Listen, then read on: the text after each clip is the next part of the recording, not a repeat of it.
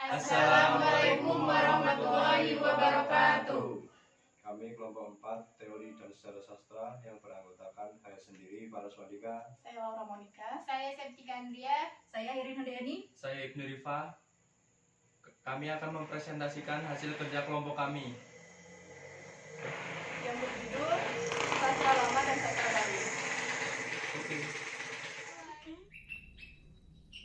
Assalamualaikum warahmatullahi wabarakatuh. Perkenalkan, nama saya Paraswadika. Di sini saya akan mempresentasikan hasil kerja kelompok kami yang berjudul Sastra Lama dan Sastra Baru. Sastra Lama. Sastra lama adalah sastra yang berbentuk lisan atau sastra Melayu yang tercipta dari suatu ujaran atau ucapan. Sastra lama masuk ke Indonesia bersama dengan masuknya agama Islam pada abad ke-13. Ciri-ciri karya sastra lama: anonim, tidak dikenal nama pengarangnya, merupakan sastra lisan, disampaikan lewat mulut ke mulut, sangat terikat oleh aturan-aturan yang ada, terutama puisi. Sifatnya tertaris, tidak berkembang. Di bidang prosa kebanyakan bersifat khayal. Ceritanya kebanyakan berpusat pada istana sentris, merupakan milik bersama. Contoh karya sastra lama. Yang pertama, puisi lama. Puisi lama adalah puisi yang terikat oleh aturan-aturan. Puisi lama memiliki berbagai macam jenis, antara lain: mantra. Mantra adalah puisi tua yang keberadaannya dalam masyarakat Melayu bukan sebagai karya sastra, melainkan lebih banyak berkaitan dengan adat dan kepercayaan, berhubungan dengan hal-hal yang bersifat magis. Contoh mantra: Assalamualaikum, putri satulung besar, yang beralun berilir simayang, aku menyanggul rambutmu, aku membawa sarap gading, akan membasuh mukamu. Yang B, pantun. Puisi asli yang terdiri dari 4 baris dan tiap baris terdiri 8-12 suku kata. Bersajak AB-AB, silang. Baris 1 dan 2 merupakan sampiran. Baris ketiga dan keempat merupakan isi. Contoh pantun: disangka nenas di tengah padang, rupanya urat jawi-jawi. Disangka panas hingga petang, kiranya hujan tengah hari. Yang C, syair. Syair adalah puisi atau karangan dalam bentuk terikat yang mementingkan irama sajak. Biasanya terdiri dari 4 baris, berirama a. Keempat baris tersebut mengandung arti atau maksud penyair. Pada pantun, 2 baris terakhir yang mengandung maksud. Syair disebut juga puisi lama yang tiap-tiap bait terdiri atas 4 larik atau baris yang berakhir dengan bunyi yang sama. Ciri-ciri syair: terdiri dari 4 larik tiap bait. Setiap bait memberi arti sebagai satu kesatuan. Semua baris merupakan isi. Sajak akhir selalu sama, a. Jumlah suku kata tiap baris hampir sama. Syair berupa nasihat, fatwa, dongeng. Beberapa jenis syair antara lain: syair agama. Syair agama adalah jenis syair yang berisi tentang ajaran agama dan nasihat bijak. Contohnya syair perahu, syair butung pingai, syair Injil, dan lain sebagainya. Syair romantis adalah puisi yang berisi cinta, kenyamanan, cerita rakyat. Misalnya, puisi bidadari digunakan untuk menggambarkan sejumlah hal yang begitu panjang, misalnya mengenai kiasan, kehidupan, agama, cinta, persahabatan, dan lain sebagainya.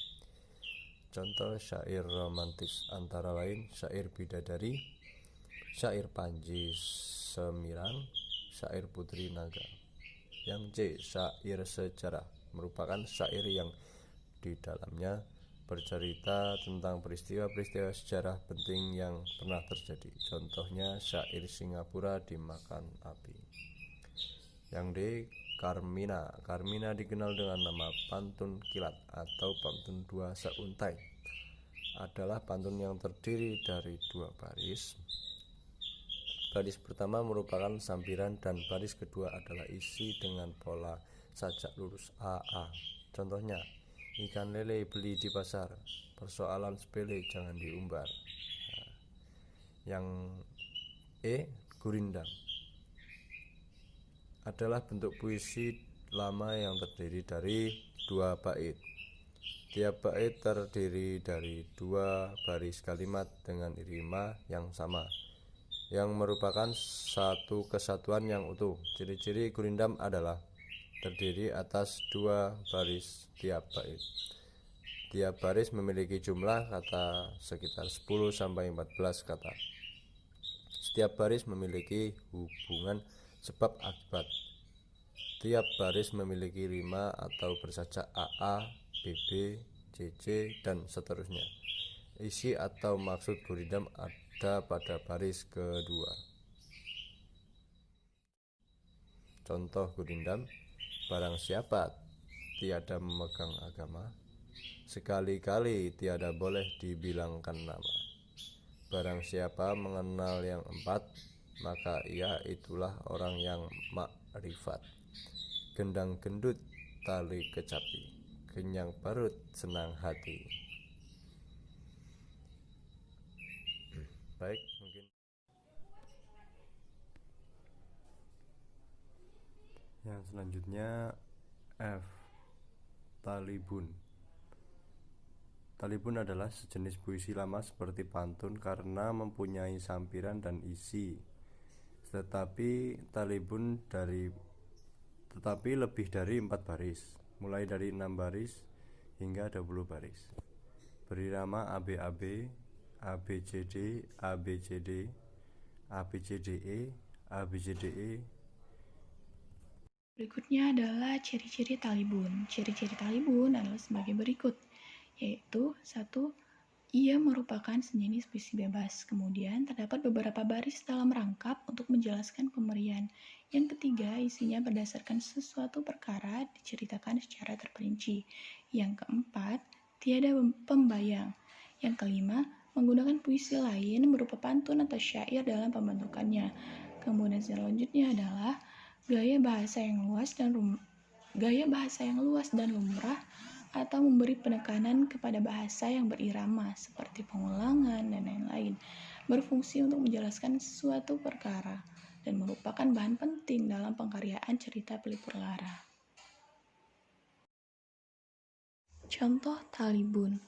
Kalau anak pergi ke pekan, yuk beli belanak pun beli, ikan panjang beli dahulu. Kalau anak pergi berjalan, ibu cari, sanak pun cari, indung semang dari dahulu. Materi selanjutnya adalah bidal. Bidal adalah jenis puisi lama dalam bentuk pribahasa dalam sastra Melayu lama yang kebanyakan berisi sindiran, peringatan, nasihat, dan sejenisnya. Contoh bidal adalah bagai kerakap di atas batu, hidup segan mati tak mau. Bidal dibagi menjadi beberapa kategori. Yang pertama, ungkapan, yaitu kiasan tentang keadaan atau kelakuan yang dinyatakan dengan sepatah atau beberapa patah kata. Kedua, peribahasa, yaitu kalimat yang menggunakan pembanding untuk melukiskan sesuatu. Yang ketiga, tamsil, yaitu perumpamaan tetapi diikuti bagian kalimat yang menjelaskan. Yang terakhir, ibarat, yaitu seperti perumpamaan dan tamsil, tetapi diikuti bagian yang menjelaskan yang berisikan perbandingan dengan alam. Kemudian dongeng. Dongeng merupakan bentuk sastra lama yang bercerita tentang suatu kejadian luar biasa yang penuh hayalan atau fiksi, yang dianggap oleh masyarakat suatu hal yang tidak benar-benar terjadi. Contohnya seperti dongeng Putri Cinderella dan lain-lain. Dongeng biasanya terbagi menjadi 3 bagian, yaitu pendahuluan, peristiwa atau isi, kemudian penutup. Pendahuluan merupakan bagian pengantar untuk memulai dongeng.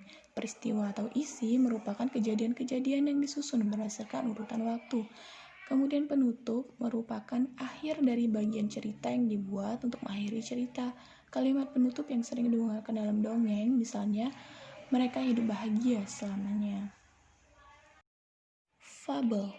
Fabel adalah cerita yang menceritakan kehidupan hewan yang berperilaku menyerupai manusia. Dalam fabel, binatang digambarkan memiliki sifat seperti manusia. Contoh fabel yang terkenal di Asia Tenggara adalah dongeng Si Kancil. Ciri-ciri fabel yaitu yang pertama, tokoh utamanya binatang. Kedua, alur ceritanya sederhana.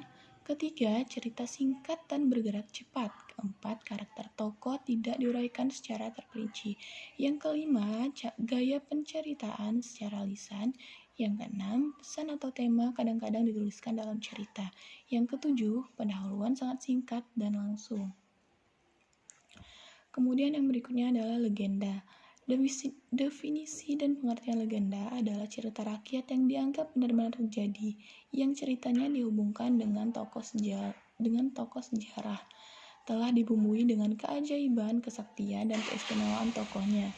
Bila melihat dari definisi dan pengertian legenda, maka legenda dapat dibagi menjadi 4 kelompok, yaitu 1. Legenda keagamaan. Di dalam legenda keagamaan, banyak kita jumpai kisah-kisah para wali penyebar Islam. Misalnya Sunan Kalijaga, Syekh Siti Jenar di Jawa, sedangkan di Bali kita dapat temui legenda tentang kisah Ratu Calon Arang. 2. Legenda kegaiban. Legenda ini berkisah tentang kepercayaan rakyat pada alam gaib. Misalnya, kerajaan gaib orang Bunian Rimba di Raya Sumatera, kerajaan gaib Pajajaran di Jawa Barat, kerajaan gaib Laut Kidul di Jawa Tengah dan Yogyakarta, dan Si Manis di Batan Ancol dari Jakarta. Yang ketiga, legenda perseorangan. Legenda perseorangan menceritakan tokoh tertentu yang dianggap pernah ada dan terjadi. Misalnya, Sabai Nan Alwi dan Si Pahit Lidah dari Sumatera, Si Pitung dan Nyai Desima dari Jakarta, Lutung Kasarung dari Jawa Barat, dan lain-lain. Keempat, legenda lokal. Legenda lokal adalah legenda yang berhubungan dengan nama, tempat terjadinya gunung, bukit, danau, dan sebagainya. Misalnya legenda terjadinya Danau Toba di Sumatera, Sangkuriang atau legenda Gunung Tangkuban Perahu di Jawa Barat, Roro Jonggrang di Yogyakarta dan Jawa Tengah, Aisyaka di Jawa Tengah, dan Desa Trunyan di Bali. Sage adalah cerita lama yang berhubungan dengan sejarah, yang menceritakan keberanian, kepahlawanan, kesaktian, dan keajaiban seseorang. Beberapa contoh sage adalah Calon Arawang, Ciung Wanara, Air Langga, Panji, Samardana, dan lain-lain. Mitos adalah cerita prosa rakyat yang ditokohi para dewa atau makhluk setengah dewa yang terjadi di dunia lain kayangan dan dianggap benar-benar terjadi oleh empunya cerita atau penganutnya. Mitos pada umumnya menceritakan tentang terjadinya alam semesta, dunia, bentuk khas binatang, bentuk topografi, petualangan para dewa, kisah percintaan mereka, dan sebagainya. Mitos itu sendiri ada yang berasal dari Indonesia dan ada juga yang berasal dari luar negeri. Contohnya, Jawa Timur. Gunung Semeru dianggap oleh orang Hindu, Jawa, dan Bali sebagai gunung suci Mahameru atau sedikitnya sebagai puncak Mahameru yang dipindahkan dari India ke Pulau Jawa. Mitos di Indonesia biasanya menceritakan tentang terjadinya alam semesta, terjadinya susunan para dewa, terjadinya manusia pertama, dunia dewata, dan terjadinya makanan pokok.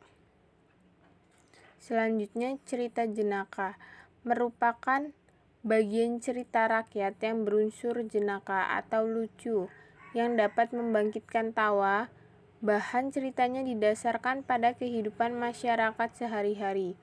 Alur ceritanya berpusat pada kelakuan pelaku. Contoh cerita jenaka yang berkembang dalam masyarakat Indonesia seperti Si Kebayan Sunda, Lebay dari Malang, Sumatera. Hikayat. Hikayat adalah salah satu bentuk sastra prosa, terutama dalam bahasa Melayu yang berisikan tentang kisah, cerita, dan dongeng. Umumnya mengisahkan tentang kehebatan maupun kepahlawanan seseorang lengkap dengan keanehan, kesaktian, serta mukjizat tokoh utama. Contohnya Hikayat Si Miskin. Selanjutnya cerita berbingkai. Cerita berbingkai sering diartikan sebagai cerita dalam cerita. Maksudnya cerita berbingkai itu bentuk cerita yang berpokok pada suatu cerita, kemudian menerbitkan bermacam-macam cerita lagi. Cerita yang menjadi pokok dianggap sebagai bingkainya. Contohnya cerita Aladin dan Lampu Wasiat. Selanjutnya cerita Pelipur Lara. Cerita Pelipur Lara adalah cerita yang bermaksud menghibur orang yang sedang sedih, terutama kaum remaja yang sedang terkena asmara. Ciri-ciri cerita Pelipur Lara adalah sebagai 1. Selalu ada lukisan yang indah dan berulang-ulang. Yang kedua, kaya dengan fantas, misalnya bidadari dari kayangan. Yang ketiga, pertemuan antara pria dan wanita selalu dengan tokoh perantara yang diberi nama Nenek Kebayan, Bujang Selamat, Si Berkat, Si Kembang Manik, atau Kembang Jinak. Selanjutnya contoh cerita Pelipur Lara adalah yang pertama Hikayat Nalim Demam, yang kedua Hikayat Anggun Cik Tunggal, yang ketiga Hikayat Raja Budiman, yang keempat Hikayat Raja Ambon, yang kelima Hikayat Si Miskin. Epos. Epos adalah cerita tentang kepahlawanan suatu bangsa. Wiracerita berasal dari bahasa Sangsekerta, yaitu wira berarti pahlawan dan ceritanya adalah cerita. Contoh epos yang terkenal adalah Kisah Mahabharata. Yang B. Karya sastra baru. Karya sastra baru atau karya sastra modern adalah karya sastra yang hidup dan berkembang di kehidupan masyarakat modern. Sastra modern lahir setelah munculnya pergerakan nasional atau tidak berada pada zaman dahulu atau zaman kerajaan. Karya sastra baru biasanya telah dipengaruhi oleh karya sastra asing sehingga sudah tidak asli lagi. Ciri-ciri karya sastra baru. Yang pertama, pengarang dikenal oleh masyarakat luas. Yang kedua, bahasanya tidak klis. Yang ketiga, proses perkembangan dinamis. Yang keempat, tema karangan bersifat rasional. Yang kelima, bersifat modern atau tidak tradisional. Yang keenam, masyarakat santris berkutat pada masalah kemasyarakatan. Selanjutnya distikon. Distikon adalah bentuk puisi yang terdiri atas 2 baris dalam tiap bait. Ini contoh teks puisinya. Selanjutnya tesina. Tesina adalah bentuk puisi baru yang terdiri atas 3 baris dalam tiap bait.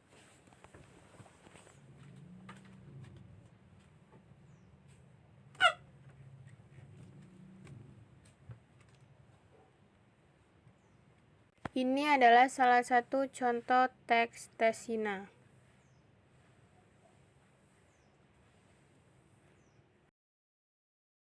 Kuarten. Kuarten adalah bentuk puisi baru yang terdiri dari atas 4 baris dalam tiap bait. Berikut contohnya.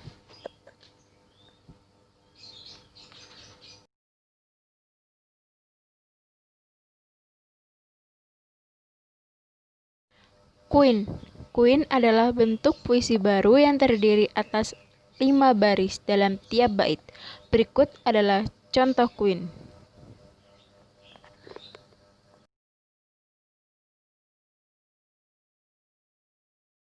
Berikutnya sextet. Sextet adalah bentuk puisi baru yang terdiri atas 6 baris dalam tiap bait. Berikut contoh sextet.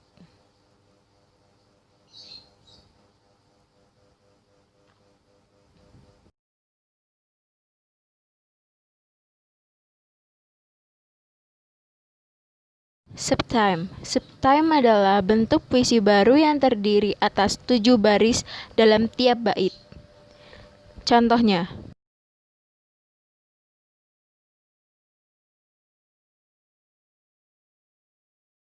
stanza. Stanza adalah bentuk puisi baru yang terdiri atas 8 baris dalam tiap bait. Berikut contohnya.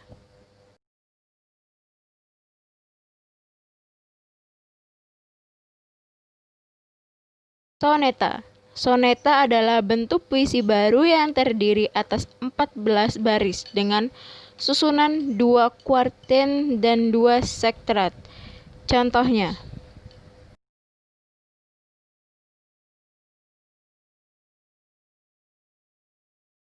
puisi-puisi kontemporer. Puisi kontemporer dapat diartikan sebagai puisi yang diciptakan pada waktu kini. Kekinian ini terlihat dari kebebasan puisi kontemporer. Puisi ini tidak terikat oleh bentuk dan rima. Tujuan dari penciptaan puisi ini adalah untuk menyampaikan gagasan.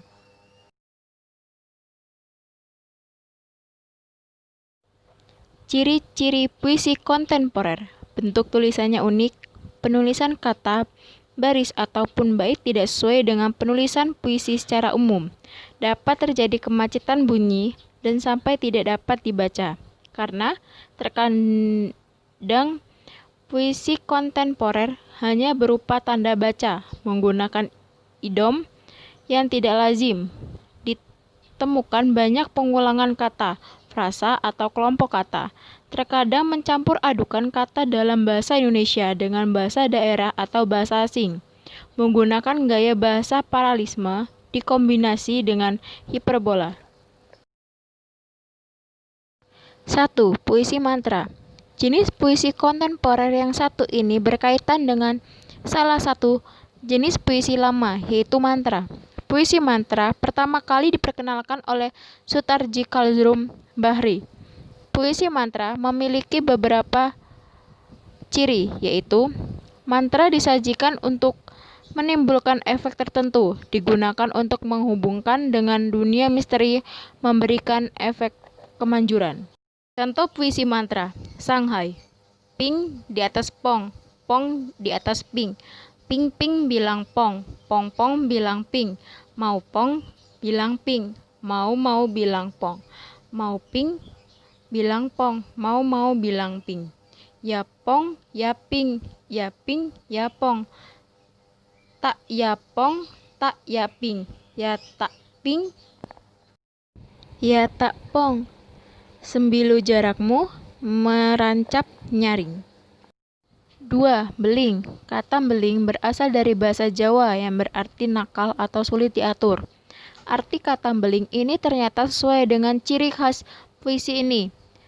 Ketentuan-ketentuan umum dalam puisi tidak berlaku dalam puisi beling. Puisi beling tidak mengikuti aturan. Ciri-ciri puisi beling antara lain biasanya berisi kritik sosial untuk pemerintahan.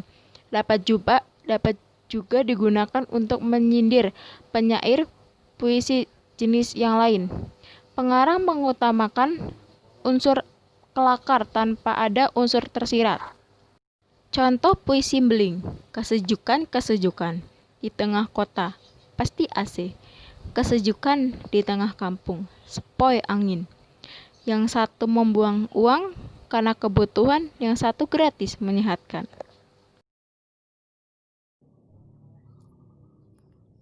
Tiga, puisi konkret.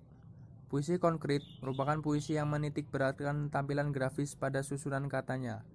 Susunan grafis dapat menyerupai gambar tertentu. 4. Puisi tanpa kata. Sesuai dengan namanya, puisi ini tidak menggunakan kata untuk mengungkapkan ekspresinya. Sebagai gantinya digunakan titik, garis, huruf, atau simbol tertentu. 5. Puisi mini kata. Puisi ini merupakan jenis puisi kontemporer yang minim sekali menggunakan kata, akan tetapi dilengkapi simbol lain berupa huruf, garis, atau tanda baca. 6. Puisi multilingual. Puisi multilingual menggunakan kata atau kalimat dalam berbagai bahasa, baik bahasa daerah atau bahasa asing. 7. Puisi suprakata.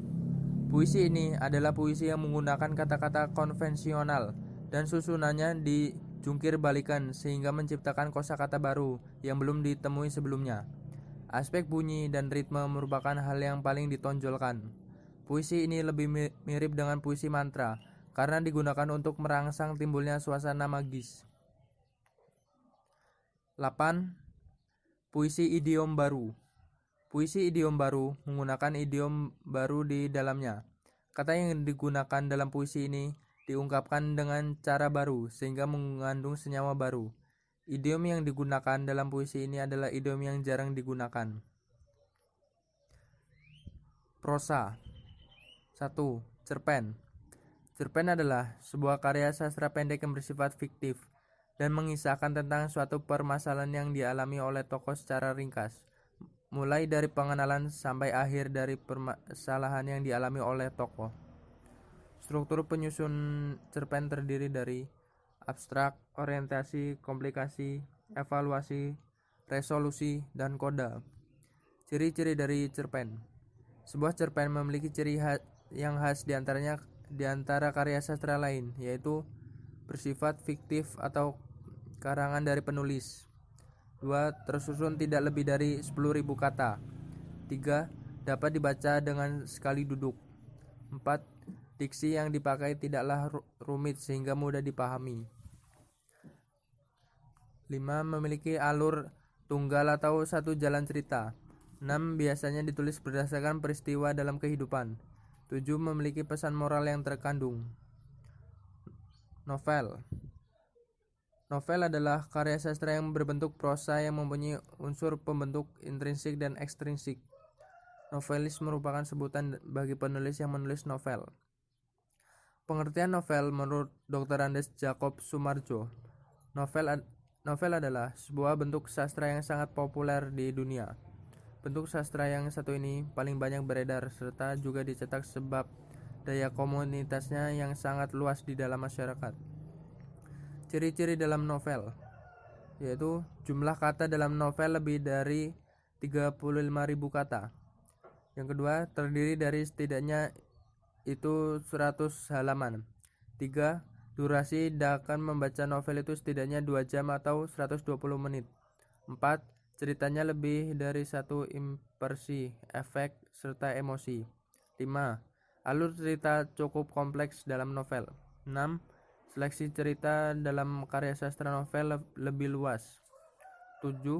Ceritanya lebih panjang, namun tidak banyak juga kalimat yang diulang-ulang.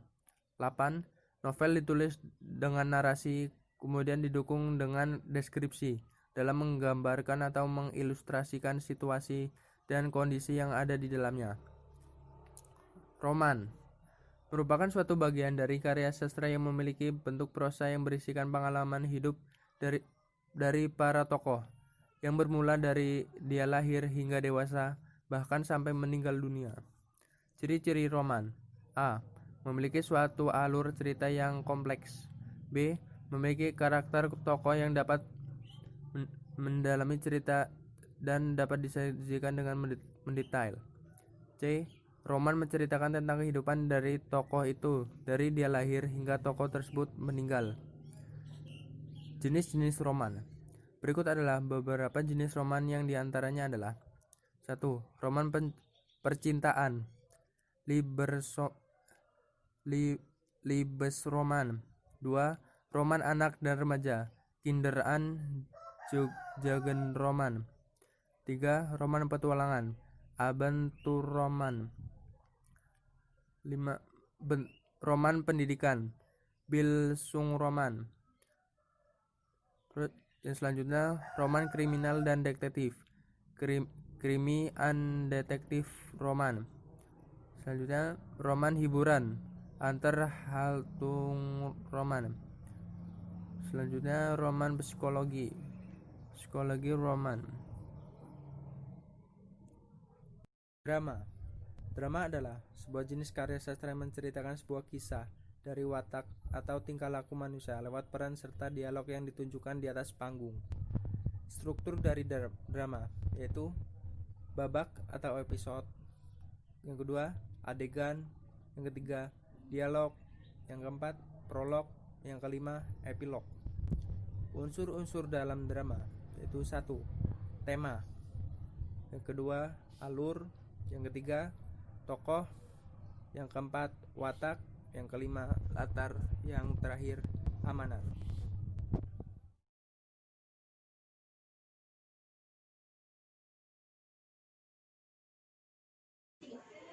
Terima kasih telah menyaksikan. Lebih dan kurangnya kami mohon maaf. Kami akhiri. Wassalamualaikum warahmatullahi wabarakatuh.